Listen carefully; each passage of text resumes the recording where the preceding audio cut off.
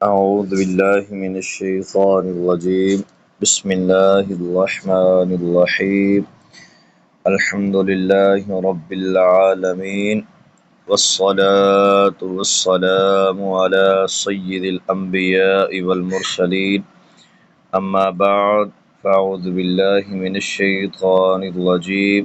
بسم الله الرحمن الرحيم. تجوید کی تعریف۔ اللہ تبارک و تعالیٰ کا کروڑاں شکر ہے کہ جس نے تجوید و قرات سیکھنے کی توفیق عطا فرمائی۔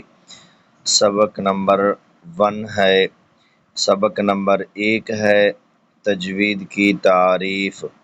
لغوی معنی الاتیان بالجید، یعنی کسی کام کا عمدہ کرنا، سنوارنا اور کھڑا کرنا۔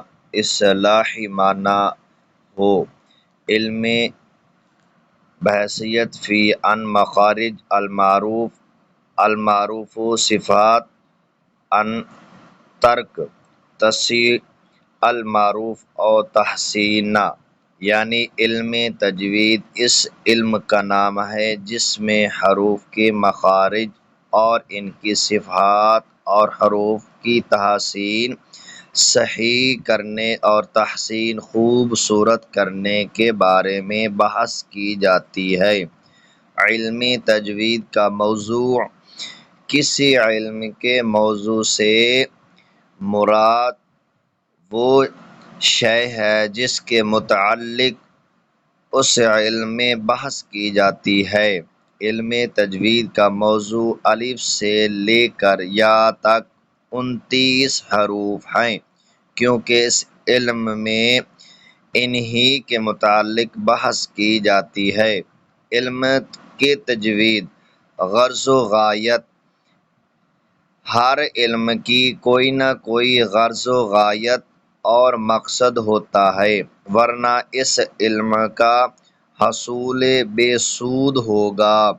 علم تجوید کی غرض و غایت یہ ہے کہ قرآن مجید کو اس کے نازل شدہ طریقے کے متعلق عربی لب و لہجہ میں تجوید کی پوری رعایت کے ساتھ صحیح پڑھا جائے اور غلط مجہول ادائیگی سے بچا جائے۔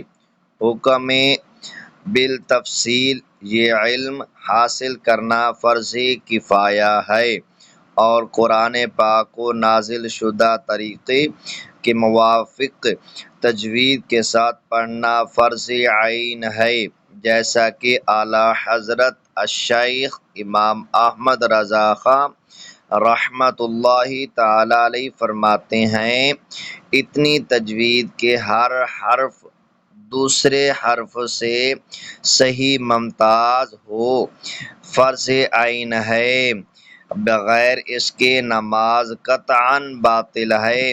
ثمرہ اور مقصود حقیقی تحصیل ریاض الہی تفصیل اور سعادت الدارین، یعنی اللہ عز و جل کی خوشنودی اور دونوں جہاں میں سعادت مندی حاصل کرنا اس کا ثمرہ ہے۔